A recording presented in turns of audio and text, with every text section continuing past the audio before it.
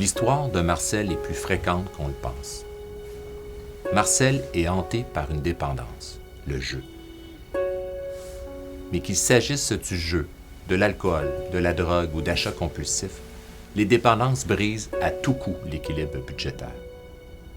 Elles entraînent des conflits familiaux et nous mènent trop souvent dans les bas-fonds.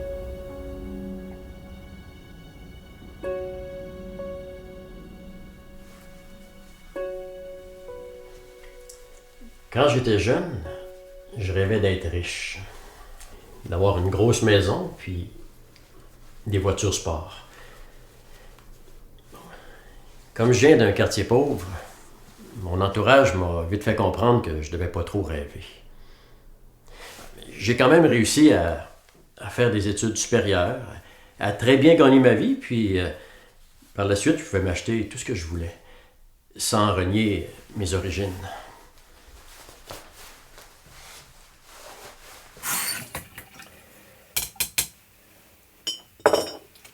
Comme ça peut pas toujours bien aller, j'ai un secret. Une tâche qui est venue gâcher ma vie, puis mon mariage aussi. Moi, j'ai eu la passion pour le jeu. J'aime jouer.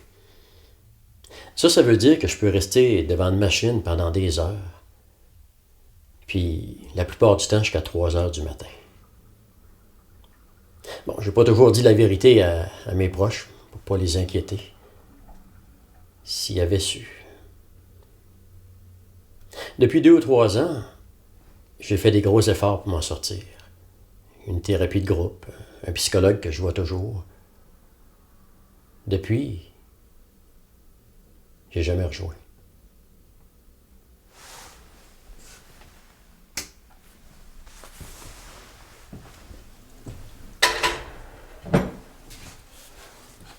Mes gros problèmes ont commencé quand j'ai perdu ma job.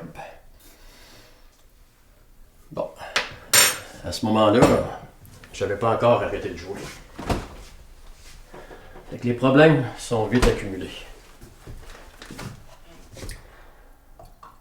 J'ai foulé mes cartes de crédit. J'ai pas été capable de payer mes comptes pendant une couple de mois. Fait que pour me remettre à flot, comment dire, il a fallu que je fasse le deuil de mon rêve de jeunesse. J'ai perdu ma maison puis mon auto. Là, je vis dans un 3,5.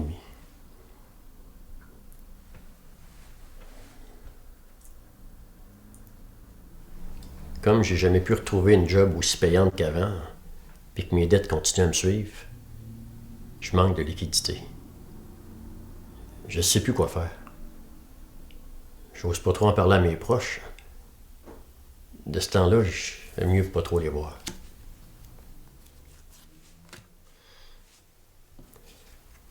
Dans le fond, je m'écoute parler, puis la personne à qui j'ai menti le plus, c'est moi. Je suis dans le rouge par-dessus la tête, mais je comprends ce qui s'est passé puis ce qui est vraiment important pour moi. J'ai pas envie de finir tout seul. Je commence à voir clair là-dedans. Il est vraiment temps que j'aille chercher de l'aide.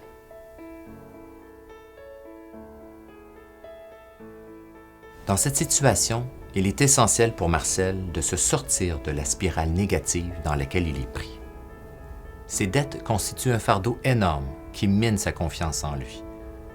Il doit s'en débarrasser au plus vite s'il veut retrouver le goût de travailler, de vivre et surtout de garder le cap sur ses bonnes résolutions.